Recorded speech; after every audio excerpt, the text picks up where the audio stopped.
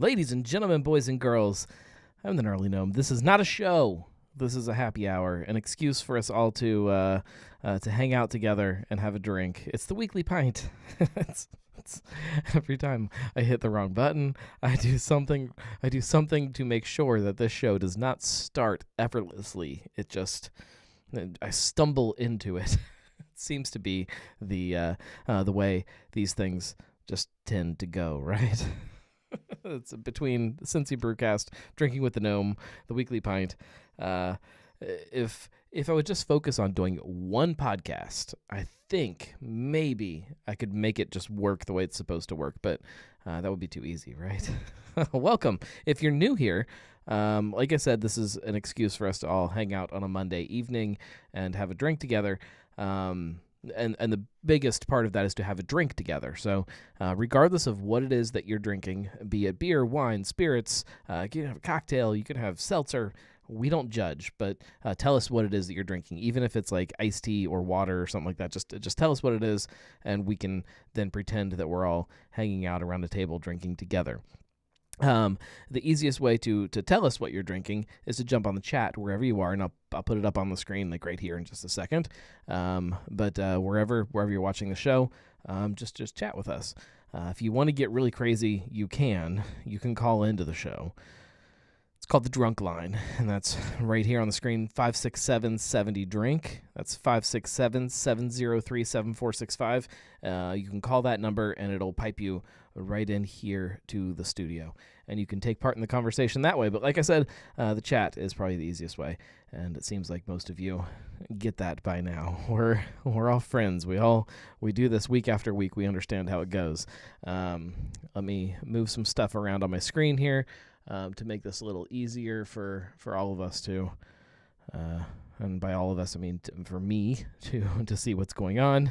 Let's put that there, and we'll take this, and we'll put it up here, and then we should be good to go.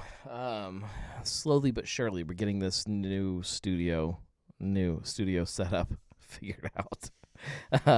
Caroline, speaking of people drinking things in our beer, she says she's drinking water because kids are exhausting. I understand that. I feel that from a deep part down inside my soul. Julia is enjoying her last can of Fig Leafs Kirst tonight. That is that's their dunkel, maybe? Is that right? Somebody tell me. Let's see. Joe's drinking lemon and peach herbal tea, recovering from my brother's bachelor party on Saturday. Yes, it's been a while since I've been to a bachelor party, but I feel that too from a deep place within my soul. Marco, not surprising anybody here, getting his truth and to-go food. It's part of what made this show what it is. It's without it, I don't know if it would if things would still work the same way. Julia is judging. Okay, judge away. Josh says hi. Josh Shannon says, I am having Think I'm in Love by Foam Brewers. There we go. There's something different. What kind of beer is that? I'm curious. And then Josh is drinking Sabertooth Tiger from Rheingeist. Haven't had that for a while. And then, yep, Kirst is a Dunkel. Perfect. I'm about to crack one open. Not a Kirst or a Sabertooth Tiger, though now that Josh says he's drinking a Sabertooth Tiger, I kind of want one, and I don't have one. So we'll settle for something more my speed. Not that I don't like IPAs. In fact, I drank some IPAs today. We'll talk about that. But we're not going too crazy. We're going lager. Light lager, in fact. This is a dirty glass, but this is from High Grain. This is their Everybody's Beer. It is a gluten-reduced light lager, 4.2%, and it says on the can, because you can still put things on the can, and we like that as drinkers. It says, beer for all. Put your hands in the air for this light-bodied, easy-drinking American light lager designed for everybody. Gluten-reduced, 10 parts per million. That's interesting that they put the actual parts per million. That's something that I don't know that I've ever seen before. If if gluten is your enemy. It's not mine. I love gluten. Let's see. Josh says that the Think I'm in Love by Foam Brewers is a double IPA. I don't know that I've had anything from Foam, but I know that I've heard the name. I think they're one of those hip and happening breweries that people talk about, right? And so I assume that IPAs are probably a big part of what they do. Prost, everybody. This is a super light beer. It's pretty clear, but still has that just a little bit of haze to it, but really light colored. It smells like light grain.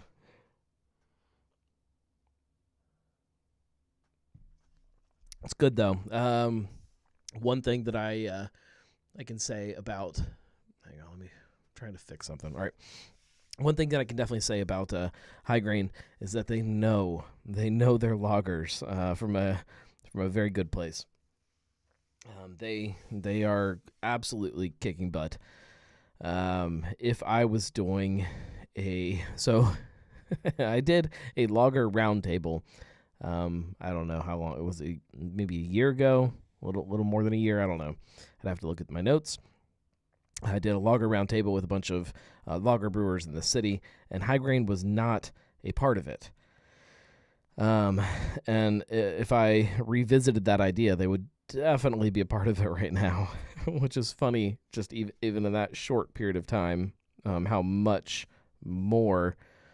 I don't know if it's that they've started to focus more on lagers, or if just their kind of place in Cincinnati's lager game has become way louder, if that makes sense.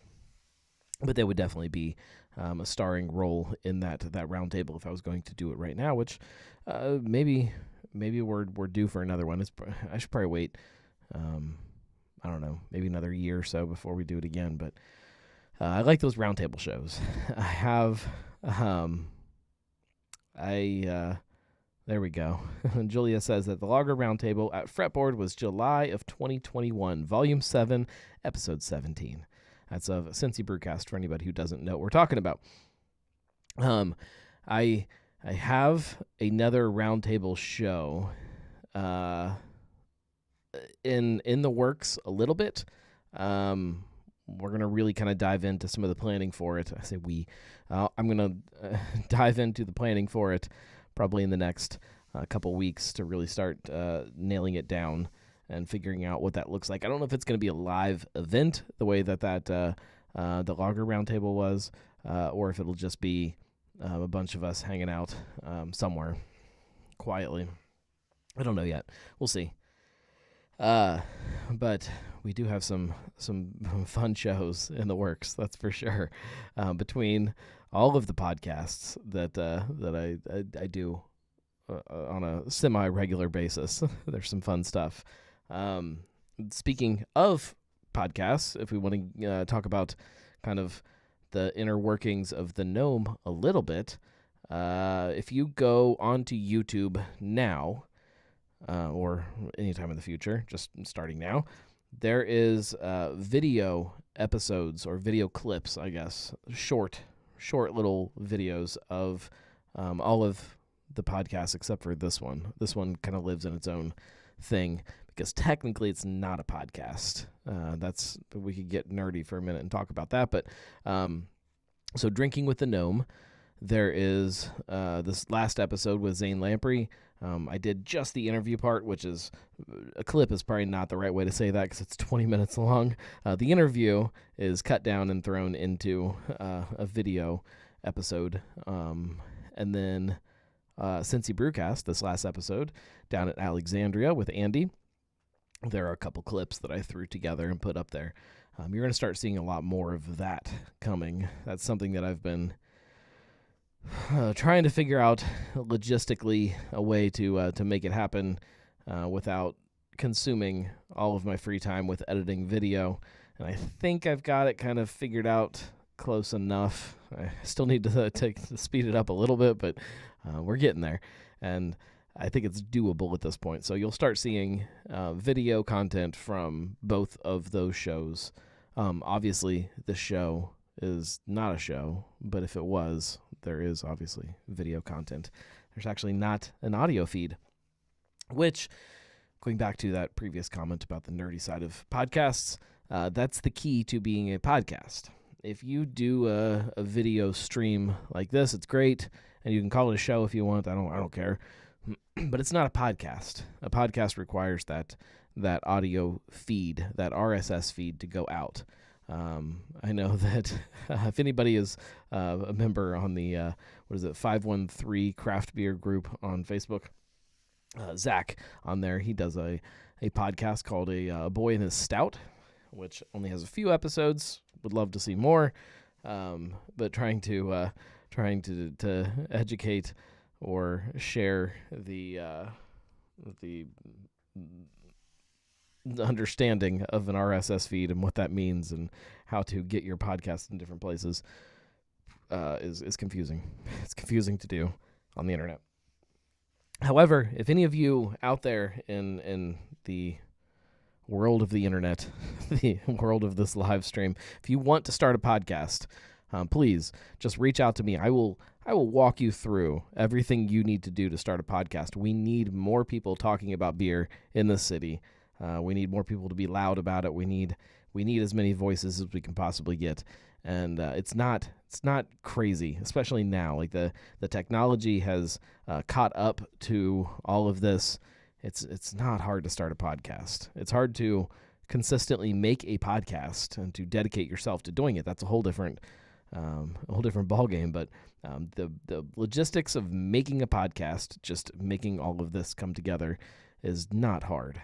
You don't have to have a studio. You don't have to have cameras and live streams and all that stuff. You can really do it. You can really do it from your phone, honestly.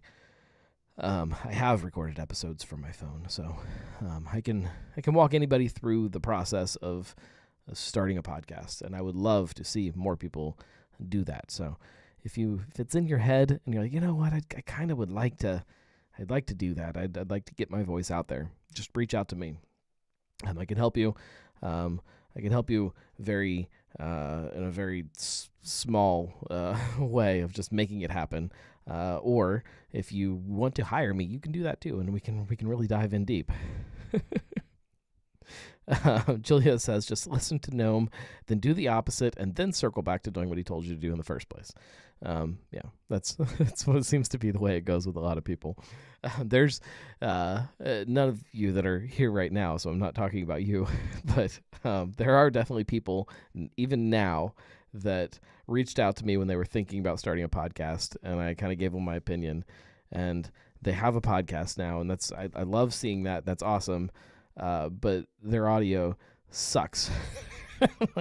Because they didn't listen to my advice and they went with something else, and it shows, and it's frustrating for me because I think audio is the most important part of any of this, be it a video show. I know this isn't a show, but if this was a video show like this, like the video is great.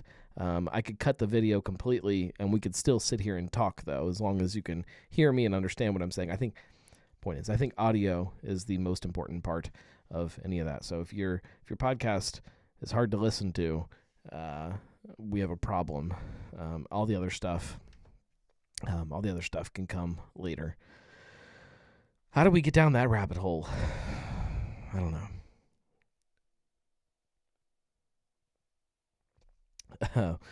And Julia says the key to good sound is good headsets, right? No. It's actually very, very complicated to explain the key to good sound because, again, you can have something that's a little crazy. This studio, this microphone that we use here in studio, it's covered in dust. That's gross. This is a $300 microphone. I don't use this right now for anything other than this live stream and I guess for some episodes of Drinking with the Gnome. But every episode of Cincy Brewcast is not recorded on this expensive microphone. I can't reach. I'm not going to reach behind me. There's microphones behind me in this case. that cost like $15, the actual microphone. That's the microphones that I use almost day to day. I have another like a cheap USB microphone that I keep in the other room that I use for a lot of Drinking with the Gnome and a lot of times where I'm just by myself recording something. That was, again, $100 maybe, probably not even that. Just really, really cheap. Well, those are a little expensive, but that's different. But you don't have to spend a ton of money to get good quality audio. The headsets, this is something that for the experience of doing a show, I think is important. I don't have as many as I would like even. This is the part that I'm kind of lacking on. But when you sit down and record with somebody, if they can hear themselves and hear you and kind of get sucked into the show a little bit better, I think that makes for a better show, if that makes sense. So if you have crappy headphones, sometimes people can get distracted by that while they're recording, if that makes sense. And I do have some crappy headphones that people have had to use sometimes, especially when you get those bigger shows where there's 6 people or more that are sitting and recording together. Somebody's got some crappy headphones, and it drives me crazy. That's my next investment too, is to invest in more good headphones. We're getting way down. This is not start a podcast weekly, which would be a good show. I would like to start that, but I won't. It's enough trying to do the stuff that I am. Speaking of doing the stuff that I am currently doing, or that I really enjoy doing, we got to talk about video. So I've been doing, not to pat myself on the back, but I've been working my butt off in the last month trying to not only keep working with my job side of content creation, so actually going out and shooting things that pay me, but not that this doesn't. I guess this technically in some weird way does pay, but that's complicated. But Joe says we use Samson mics. They're like $50 on Amazon. That is, there's no reason you need anything more than that, honestly. I believe that very, very deeply. Like I said, mine are like $15. If somebody spills a beer on it, or drops one, or you lose one, or somebody steals one, or whatever it may be, all of those things can very realistically happen when you are recording podcasts, like out and about. It's fine. It doesn't matter. You just swap it out with another one. You just keep a nice little box of microphones and just roll with it.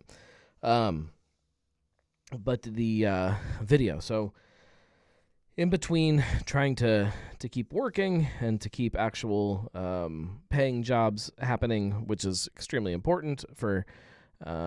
We can take a minute and talk about that. For anybody who has worked with me, thank you very much. For anybody who wants to work with me, please reach out anywhere you talk with me on social media. Any platform is fine, and we can definitely work together. But in between all of that, I'm trying to kind of figure out and settle into a good routine for other types of content creation, mainly video stuff, which I love doing. Podcasts are one thing, but I love trying to tell a story in a video. It's kind of scratches that creative itch in a different way than making a podcast does.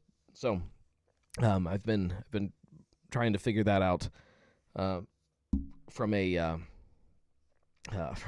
realistic perspective in my life, and I think I've kind of turned a little bit of a corner on that and figured out a way to crank out a little more content than what I have been for the last year.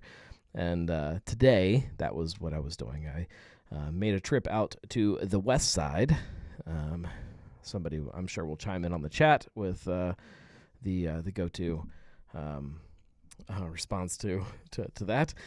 But West Side Brewing is doing their there it is. They're doing their experimental IPA flights. So this is the second of 4 different flights that they're going to do, and they're doing a tournament style bracket. If you guys have been paying attention to what I do for the last few months, you're very familiar with this idea. It takes the way they're structuring it. A flight is 4 beers. You get your 4 beers, you pick the best one, you vote on a little card, and you submit it. And then, a month or so later, there's another flight of 4. A month or so later, another flight of 4, and until you've gone through all 16 beers. At the end of that, those will compete, and then at the end, in theory, the spring or so, I think is when they're hoping to wrap it all up. There will be 1 beer that is remaining at the end. That is the champion, the new experimental IPA from Westside. I think it's going to hit packaging. Somebody might know better than me. And it'll be their new IPA. So I was out there today trying the second of the flight of 4 and submitting my vote, because evidently I really like voting on beers and deciding what I like versus what everybody else likes. Julia said I thought it was going to be a new year-round IPA, but I could be mistaken. I believe you are correct. I think that's it. It's just going to be it's like a new IPA, a new part of their core lineup. Do they have a core lineup? I mean, besides the common, I guess they really don't. The common, they have a common ale. That's their kind of light offering. It's not even their light offering. They have all kinds of light beers, but they're every man's beer, I guess. Julia says the double IPA is core. I agree. I can. There we go. There's Colin. Yes, year round is the idea. They're good. This flight of 4 was way more difficult for me than the original flight of 4. The other one, the beers were all very, very different from each other. Not that these weren't different. There's definitely differences between them, but I think that they were closer in style than they were last time. So it made it hard to choose, but I chose. Colin says that year-round lineup is Amber, Common, Double IPA, Session, and then the Hef and the Wit beer. That's a solid year-round lineup. Although I don't know that I see the Amber a ton, but it's got to be in there, I guess. But yeah, the beers were good. I won't tell you which one I voted for. I think that kind of spoils it. Oh, you know what? I forgot to upload my spoiler from the video last week. I was going to upload one for the Nomies that told you what I voted for, and I completely forgot. I got sucked into making these new videos for the Brewcast and for Drinking with the Gnome and all that stuff. Damn, I'm terrible. Here I am thinking in my head that I've been doing really good about getting these videos done on some kind of schedule, and then I just completely forgot about one. It's really short. I'll put it up tomorrow. I promise. Somebody text me in the morning and remind me. It's fun. I like this idea of finding ways for drinkers to engage a little bit more with their breweries and to kind of have some kind of say in what they want, either, new beers to be or core lineup beers to be or things like that.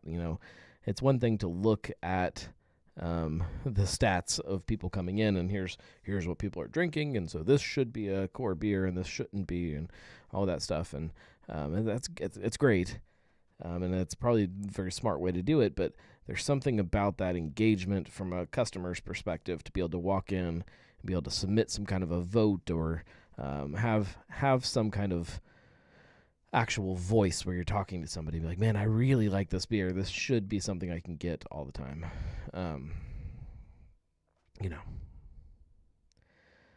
Carol Hinn says that Julia will remind you. Judy Line, she reminds you about all the links for the show notes. I think that's supposed to be just like she reminds you about the links for the show notes. So we can talk about that for a second too, because I know that I get called out on Truth Beer Pod a lot about things that I forget to put in show notes. Here's the problem too with some of that. There's a lot of times where I'll publish a podcast, and then an hour later, I'll be like, oh, crap, I forgot to put this into the show notes, or I forgot to put that into the show notes. And then I'll go in and I'll put it in and send it out there. That doesn't mean it's going to update on everybody's podcatchers or their apps that they use. You would have to like delete the show and then re-download it to get the new show notes. The only way to get the most up-to-date show notes on any episode is to go to thegnarlygnome.com and click on that episode there. That will show the most up-to-date version of the show notes. Once it downloads, it's just there, and you're stuck with what you downloaded until you re-download it, or depending on the app, I guess. There's some that might refresh, but so sometimes I do update the show notes, and sometimes it might just look on your end that I didn't. Now, 95% of the time, I probably didn't update the show notes. Really, really bad about that. I don't listen to the entire episode when I'm editing. I listen to parts of the episode. I listen to like little blocks just to make sure that everything is right and the sound is good. And if there's something that I made a note that I have to go and fix or change or cut out or anything like that, then I'll go to that part and do it. But usually I don't make a note. I'm busy. Julia says, I'm sticking with my truth that they aren't in the show notes. A lot of times they're not in the show notes. There's some times where I'll sit down and I'll start editing a show, and I'm like, oh man, I remember that while we were recording this, I said that I was going to put something in the show notes. What was that? What did I decide I was going to put in the show notes? And I'm trying to skip around, trying to find it, and sometimes I find it, sometimes I don't. It's a lot. It's a lot of things. There's a lot of moving pieces in all of this. Not to mention that usually when I'm editing a podcast, I'm sitting in the middle of a room, and there's like these kids just running around destroying things. They might be like throwing something, they might be climbing something, they might be just smashing something just for the sake of smashing. The boy does that. He's crazy. So it's just chaos. It's just so chaotic. Carol Hinn says, I have to put links in our Google Docs and hope that Joe remembers to put them in the show notes when he edits and uploads. We used to do that.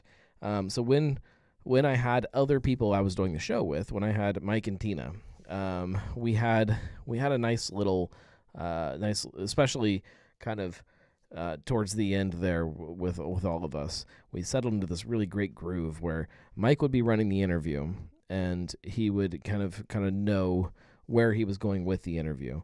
While he was actually interviewing, I had a computer or an iPad or something in front of me, and I was always taking notes during the show. So some of those early show notes that I have are really, really great show notes of everything we talked about, when we talked about them in the episode, and I love that. I can't do that while I'm trying to run the interview.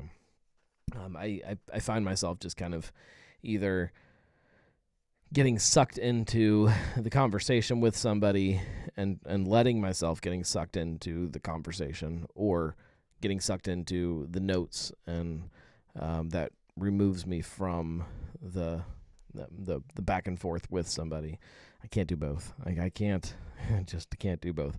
I would love to get to the point where after the episode, when I'm editing, I do get to sit there and listen to the full episode and take notes during that edit. But we're not there yet. We're not going to be there for a long time, I anticipate. If I have an hour to spare on a random day where I'm going to be editing, I have a hard time spending that hour just on a podcast and editing the podcast. There's a lot of stuff that just needs done. I'm trying to crank out as much as possible. There is, I probably shouldn't talk about it yet, but there is new merch that is about to come into existence somehow. It is not necessarily Gnome branded. So I've been working on this other idea, kind of a separate brand almost that kind of leans into the Gnome creative side of my business a little bit and starts to kind of to showcase that a little bit more. There's not that many of you hanging out here. We can talk about it. There is long-term plans of Gnome Creative getting its own kind of existence, be it with a website and with probably not a podcast, but with a website, with some videos, with things like that kind of lean in more towards this other side of all of this, the nerdier side, which honestly a lot of the people that are hanging out here listening to this probably would get some kind of value out of, the side of me that is a content creator, the nerdy podcast stuff or the nerdy video making or photography or whatever it is, all that stuff that's what I spend the majority of my time doing.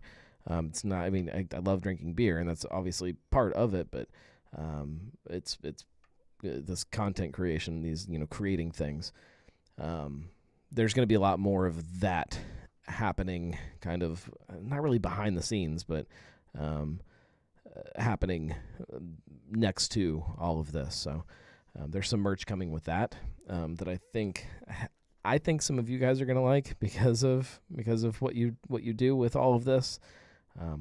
If not, sorry. I hope you're going to like it. Let's put it that way. Joe says the return of the Dayton Brewcast. Maybe that's coming. Maybe there's going to be some other shows too. This winter, I can guarantee this winter. I don't know how to say it because they haven't announced it, so I don't know if I'm supposed to say anything. There will be some other live shows coming. I don't know when that announcement is coming. I don't know when I can really talk about it, but just stay tuned for that. Drinking with a Gnome is coming. Julia says, Gnome Creative, lens cap covers, pop filters, Gnome camera straps. I'm in. That's all stuff that, sort of stuff like that, but less focused on the merch, but as part of a bigger kind of branding shift. Zach says, I'm drinking the new pumpkin pie small batch series from Urban Artifact tonight. Spot on to a pumpkin pie with a tart taste. So good. So last year, was it last year? They did a very small batch. The OCBA, the Ohio Craft Brewers Association, did like a charity raffle thing where you could bid on different experiences from breweries around Ohio. And one of the things they gave away was a brewer for the day thing at Urban Artifact. You came in, you got to help design a beer, and then they brewed a small batch of it, and you got a keg and some cans and stuff of that beer. And then just so happened that our good friend up at Nostalgia Brewing up in Columbus, Sean White, he won the brewer for a day. He is a pumpkin beer nut, an absolute nut, probably the biggest pumpkin beer fan that I know. And I know that, Zach Hawley, I know that you are a huge pumpkin beer fan, but this guy is absolutely insane about it. Oh, look at that. Free girls in my city. Hang on. We got to figure out how to... Oh, man. More free girls. Let's figure out how we can Oh, that's a first. We're going to block that one. Hang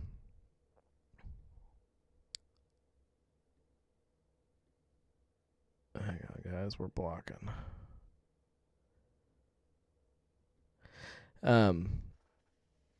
So he was kind enough to Joe says Twitch. No, it was YouTube. Yeah, YouTube. It's all right, they're blocked. Josh says that the YouTube sex bots are a huge problem all creators are dealing with. This is my first time having that pop up. I get a lot of, I'll get comments and stuff, and usually the YouTube algorithm will catch it pretty quick and block them for me. This is the first time that I've seen one pop up in a stream like this. That's pretty fun. Does it work? See, now I'm distracted after this. Forget the pumpkin beer. I'm talking about the sex bot now. Do people actually click on that? Like while you're streaming, like do people see that and be like, oh, there's girls in my area? I already blocked it, Joe, so you won't see it. And maybe it doesn't even show up in the actual stream. Maybe YouTube catches it on that end. But it already goes through because so if we want to get, again, a little nerdy about this. So in order to run the stream to multiple places at the same time, I use a separate piece of software. It's called Restream. It takes your live stream from one source and then takes that and shoots it out to lots of different sources.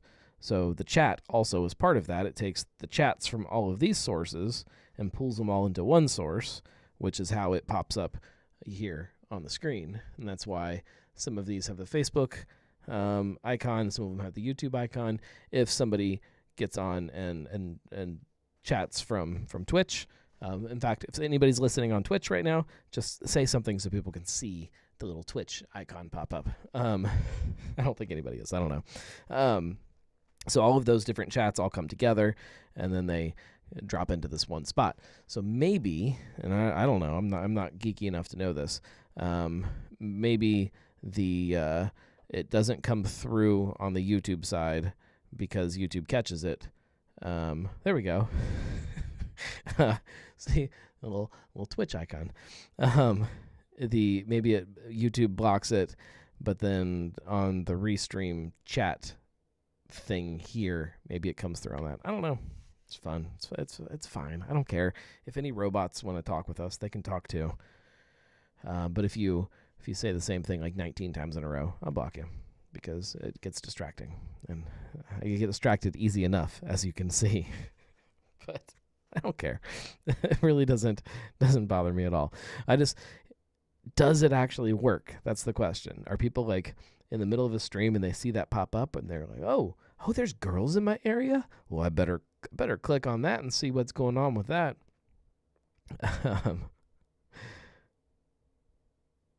I'm doing my part. I actually watched Starship Troopers. It's been a little while, but it was probably, I don't know, a month or two ago. I was, I don't know, my wife and my kids were somewhere, so I was home by myself one evening, and so I finished everything and sat down at the end of the night. It was like 10 o'clock or something, and I sat down in the chair, and I'm like, I'm gonna watch something on TV, and for some reason, Starship Troopers just sounded like the thing I needed to watch, and it was amazing. All right, Zach's trying to get me back on topic. The pumpkin beer story. So last year, this pumpkin beer, the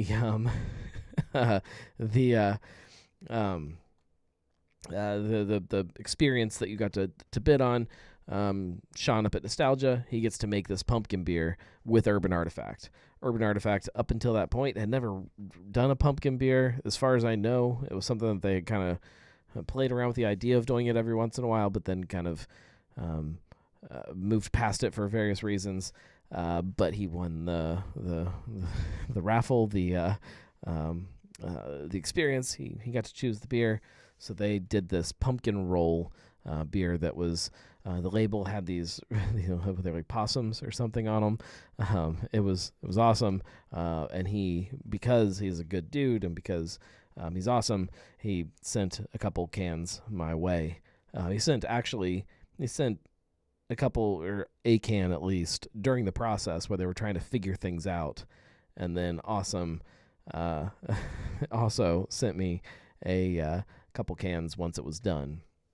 And that beer was incredible. Like, it was really, really good and got me excited about this idea that Urban Artifact could do a pumpkin beer. So I'm really, really happy. All of that gets us around to the point where I say that I'm really happy that they actually did it this year, kind of not full scale, like in the small batch society. Full scale, small batch for everybody else to have.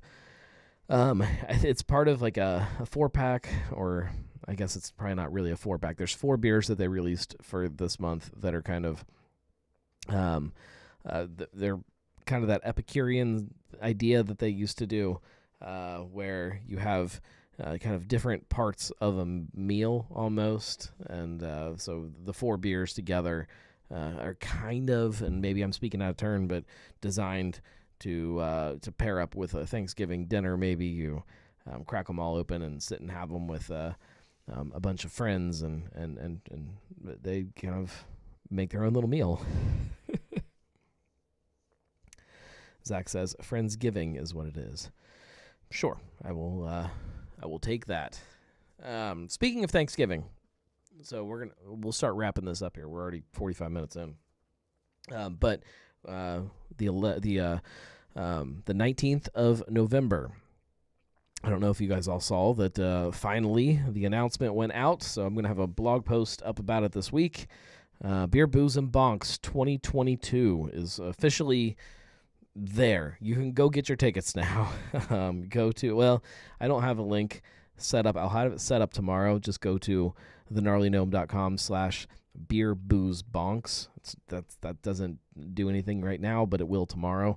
And it'll take you to a post about it. You can get your tickets. It's gonna be awesome. Like I have, I can tell you who, and this may change. Keep that in mind as I read off these breweries, because some of these are set in stone. Some of them are still kind of in discussions. We have Astra, so seltzer. If anybody isn't familiar with the festival, a big part of it is obviously beer, but seltzers. There is distilleries there, so there's booze, there's cocktails. All of that is part of it. So Astra will be there. So will Cincinnati Distilling, which is also from March 1st. 50 West will be there. Fretboard, Streetside, Alexandria Brewing Company, Fibonacci, Third Eye, Northern Row, Rheingeist, Cartridge. I'm going to wait to say that one because that's been fun. Grainworks, Paradise, probably Dogberry, Darkness, Narrow Path, High Grain, West Side, I believe. After talking to them today, I think they said that they were definitely interested in being there. Braxton, we started that conversation today, so I think they're going to be there. And I have a couple other people that are in discussion, trying to get them nailed down to make sure they're going to be there. But some really fun stuff. Sonder will probably be there. One thing that so if I'm just going to say, this is a PSA, a public service announcement. I'm not going to name names here, but this is a very important festival to me. This is something that I spend a lot of time working on, way more time than I actually make money for. This is not a. I mean, there is a monetary arrangement, and that has to be said, but the amount of time I spend on it is not equal to the amount of money that I make off of this festival. This is a labor of love. The big thing about this festival is that it is curated, highly curated. So not only are all of the breweries personally invited by me, None of these places just kind of waltz into this. This is places that I very strongly believe in, that they are making good beer and that they represent the city and this brewing scene in the right way. But the beers that they are bringing is all stuff that I personally vouch for. When it's all said and done, there will not be a beer on tap at this festival that I have not tried previously before them being on tap at the festival. It's not like somebody can just call and be like, "Hey, we are," and we'll throw somebody under the boat. We'll say Rheingeist, which they have not done this. They have been amazing to deal with, but it's not like Rheingeist just calls and says, "Yeah, we'll be involved. We're gonna send a keg of Truth, and we'll send a keg of Cheetah and a keg of Wowie Zowie, whatever one of their RTDs is." That doesn't happen, and so if you are a brewery that we are either in discussion or that we will be in discussion as things kind of go on, because we still have a couple that are going to fill a couple slots that are still open. Let that be known that this is highly curated, and that means something very important to me. Every one of these beers to me is a reflection not only of your brewery, which hopefully you understand that already. It's a reflection on Cincinnati beer, and it is also a reflection on me. That is personally something that I am willing to vouch for. That means something. There's been a couple people that don't seem to understand that. We'll leave it at that. I need to get some of that worked out this week. Julia says the Rheingeist Lavender Helles last year was so good. Yes. So I can say with Rheingeist, I think right now from Rheingeist we will have Antelope, which is their amber lager. We'll definitely have some of their Geist tea, because again, that seltzery kind of side of things, that is one of my favorite non-beer products that is made in the city. And then we have also a keg that is still undecided that will be kind of the more exciting. not that either one of those beers aren't exciting, but what was the Lavender Helles last year? That kind of idea. Something from the cellar or from the sour program or the barrel age program, something like that. Zach is plugging the Street Side Demogorgon variant release this Saturday. Yes, Demogorgon Day is this Saturday. For anybody who doesn't know, I will have a blog post about that up this week. Also, with the variants that you can expect, there is a ton of beers coming out in cans. I'm hoping I can make it and try some of that stuff, but this Saturday is already going to be a little chaotic. So this Saturday is also the Rare Beer Fest at Rheingeist, and is also Mug Club party night up at Dogberry. So we'll see. And then Julia says that the most important beer news, Mellowship is back. Joe says, "Can you talk mac and cheese at Grainworks?" I was hoping I was going to get up there this weekend to try the Mama Bears up at Grainworks, and I didn't make it up there, but maybe I'm going to find time this week. I don't know. It's on my list. I'm actually tomorrow. I need to work on some video stuff, but that means that I can just take my computer and do that anywhere. So I'm hoping that I can get. I need to make a stop at one place that again we won't mention because they're one of those places that's being a pain in my butt right now.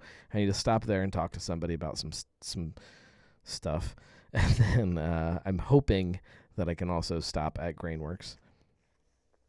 Joe said, "I thought you saw that you did." No, I wrote a post about it, but I did not actually make it to the to the opening event. So I just wrote about it existing. I've been to Mama Bear's plenty of times. I've had their food. I trust them wholeheartedly with whatever they do. They are incredible. You're probably thinking of I posted something on Instagram about Dine-In Hawaiian. So I was at there was a Halloween event here up in Fairfield, which is where I live, and took the kids down there so they could go and get more candy because they need more candy, even with Halloween right around the corner. Whatever. They had fun. And we walked around and we drank a few beers and then ate some food, and Dine-In Hawaiian was there, and I freaking love that place. So that's probably what you're thinking, is that post. Zach says, are we getting any Gnarly Gnome underwear merchandise? Maybe. Possibly. However, Cincy Brewcast, as of this week, will be sponsored again by Manscaped, and they do sell boxers on there, so you can just go on there and buy some boxers. I actually think contractual. Well, I don't even know I'm allowed to talk about my contract, but I don't know if I'm allowed to advertise underwear that I sell. I don't know. Let me say it that way. Zach says, shave those testes. It's not just about that. You guys need to understand that too. There's a whole bunch of stuff on manscaped.com that you can buy that is really, really good stuff. They have like shampoo and body wash and these little rubber scrubber things, which I have not used yet. I might actually send them an email this week and see if I can get some to try them out. I have like this rubber scrubber thing that I bought from another company that I've been using for like a couple of years now that I freaking love. It's just like a rubber scrubber thing instead of one of those floofy loofah things. I keep one like in my bag with all my stuff for when I travel, and then I keep one in the bathroom in the shower too. And I freaking love that thing. So now that Manscaped has their own version of that, I'm kind of really excited to try that. So there's a bunch of stuff. Zach says, you need to show us all your Manscaped merch. I would be happy to do that. So here's the thing. Here's the boring part of something like Manscaped. Manscaped sponsors Cincy Brewcast. Manscaped does not sponsor the Weekly Pint, nor do they sponsor Drinking with the Gnome, nor do they sponsor the YouTube channel or Facebook or any of that stuff. So they pay to have an ad on Cincy Brewcast. So maybe I'll make a video at some point or something showing off my stuff, all of my Manscaped merch, not that stuff, the actual gear. But if they're not paying for it, I don't really know that I am. So Zach says, well, they need to get it in here too. Maybe that would be nice. Maybe after this next contract is is done, when we get back to renegotiation, we can get them to sponsor more, because that's good. I do like Manscaped. It's very awkward to do a Manscaped commercial when you're in a room full of people, but I'm fine. I can do that. If they want to keep paying, I will keep supporting them and let them keep supporting us. With all that being said, Zach says Pepsi contract next. I doubt that Pepsi would want to sponsor me after I said that Nitro Pepsi tasted like flat soda. Julia says that was freaking hilarious about that engagement party. Really appreciated it. That's your fault. If you have an engagement party in the middle of a tap room, you might have to hear about somebody's balls. That's the way it works. All right, guys, we'll wrap this up. Thank you very much. I really do appreciate all of you hanging out every week for this thing. I love the Weekly Pint. It's not a show, but if it was, it would be one of my favorite shows that I do. So thank you very much for making it happen. If you guys like it, you can support. You can go to the gnarlygnome.com/support. As of January, there is a whole bunch of new stuff coming for Gnomies. That's what we call you when you support, and some really fun stuff that goes along with that. And you'll be the first to hear about any new stuff that's coming along. Probably the first. Sometimes I talk about things on here because I just start talking. So go to thegnarlygnome.com/support. And as of tomorrow, go to thegnarlygnome.com/beer-booze-bonks, because those tickets, they're gonna sell pretty fast. So get on there and get yours. If you get one big change this year that I didn't mention, that I'm not super happy with, but I think it's okay. If you want early admission, which is a half hour early, you have to get the VIP ticket. That's the only way to get early admission, and the only way to get a VIP ticket is to get a table together. So you have to get a group of 10 people willing to go with you, and you guys can all go in together and get a table. And with that, you can get your early admission. It is a change this year. I think it's okay. Everybody's got friends, right? So I encourage all of you guys, all of this kind of Cincy podcasting crew. Is that a thing? We need a name for the podcasting community, the beer podcast community, the Pod Squad. For all of you in the Pod Squad, get together and get the tickets all together so you can get a table and get that early admission, because we all know that's the best way to do a beer festival, is to get in before other people. Zach says, is there anyone else helping you since Merrill is gone? No. I mean, the Folding Warehouse is still obviously very helpful with things, but no, it's brought to you by me and the Folding Warehouse. So that's why I said that especially this year, all of those beers mean a lot more to me, because they are all 100% my picks, my breweries, my thing. Like there's nobody else calling me or emailing me and say, hey, can you get these guys into the festival? It's really, there's some kind of business relationship or whatever. No, none of that is existing. These are all personally chosen by me. So it is very special. So get your tickets, please. Be there. Please be there, because if nobody shows up, it's going to be a little awkward for me, because I've spent so much time on this. Thank you, guys. We'll be back. thegnarlygnome.com/support. Show your love that way, and it helps. Thank you, guys. We'll be back next week, and we'll do this again. Next week, we'll have label approvals, because there's some good stuff that you guys are going to like. Thank you very much. Everybody have a good night. Have a good week. And stay tuned. Fun stuff in the works. Always.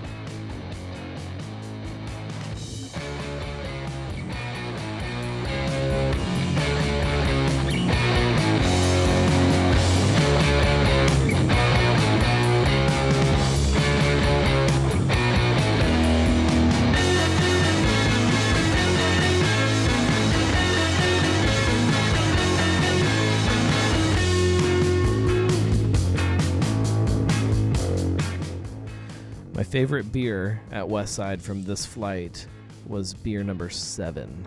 So there's a spoiler.